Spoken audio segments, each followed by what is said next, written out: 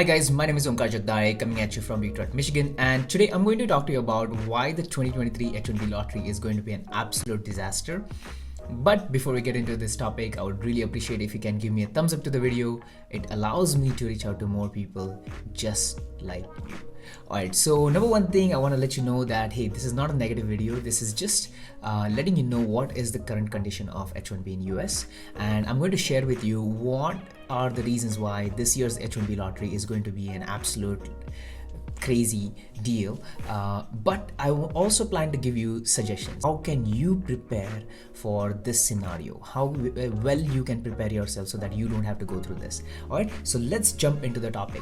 So 4 reasons I believe H1B is going to be a disaster this year. Number 1 reason is the sheer amount of H1B applicants. If you notice from the year March 2020, which is the pandemic year, the number of applicants have almost doubled for H1B lottery. So March 2020 there were about 274,000 people who applied. 2021 were about 308. In 2022 about 483,000 applications were sent in for H1B lottery, and this year 2023 I believe over 500,000 applications are going to be sent, just because it has become so easy to apply that it is a no-brainer.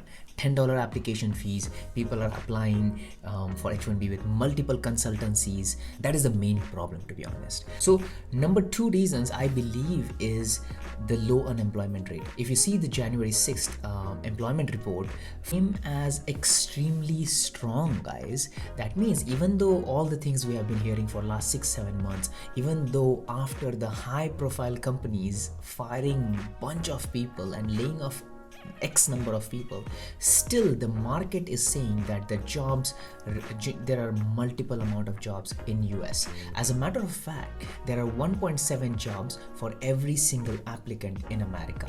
Now here is what you need to understand. Just because your LinkedIn is filled with people being laid off, just because that's what you have been hearing in news, that may not be the reality of America.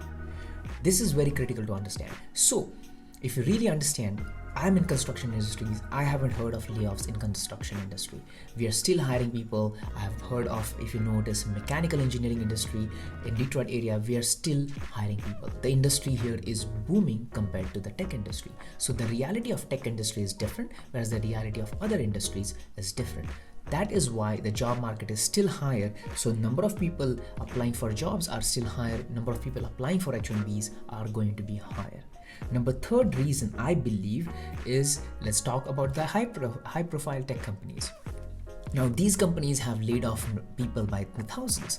So what do you think are these people going to do over the next 3-4 months? Today is January. By March, what do you think they are going to do? They are going to have applications in multiple companies. They are going to have offers from multiple companies with H1B applications going in. These intelligent folks, these highly qualified folks who worked at Facebook, Salesforce, all these Amazon, etc., they are not going to be sitting on their laurels. They are going to go out there, seek opportunities, find offers, and as a matter of fact have multiple offers going in for these H1Bs. So number 4th reason is, about 483,000 people applied for H1B last year. Let's say about 85,000 of them got H1Bs. That still leaves about 400. If multiple people duplicated their application, let's say about 300,000 applications. Here is what you need to understand. There are new people who graduated in May of 2022. Those are going to apply for H1Bs this year.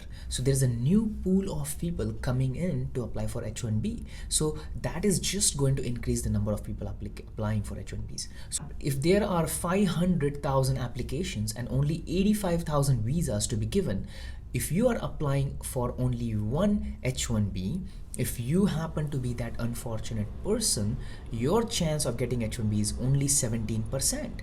As a matter of fact, compare that to March of 2020 when I applied for H1B, there were 274,000 applications. My chance of getting an H1B was 31%. So I got picked up in the March 2020 because I was favored during that time. That was my 4th attempt towards an H1B, guys. So this is going to be the reality of H1B this year. So here is the thing, saying all of that, how can you prepare for next 1 to 3 years? So if this is your first or second chance towards an H1B, here is what I would suggest you. Talk to your company, sit down with your HR, sit down with your manager and apply for your green card. Talk to them, how can we expedite my green card situation? Because if I apply for that from today, let's say if you do start your planning within next 2 years, you will have an I-140 in your hand. With an I-140, even if you get your H1B in the next year or the year after, you should be able to renew your H1B unlimited number of times. If you are from a country which is not India, if you're born in Saudi Arabia or other countries, you can, as a matter of fact, get your green card right there and then. You are already in the line, so you can start this process without getting onto H1B. There are ways to do this process. So that's number one suggestion for you. Start your green card process. Number two thing I would suggest is, if you happen to be, this happened to be your last time, this is January. If you're listening to this video, this is January timeframe.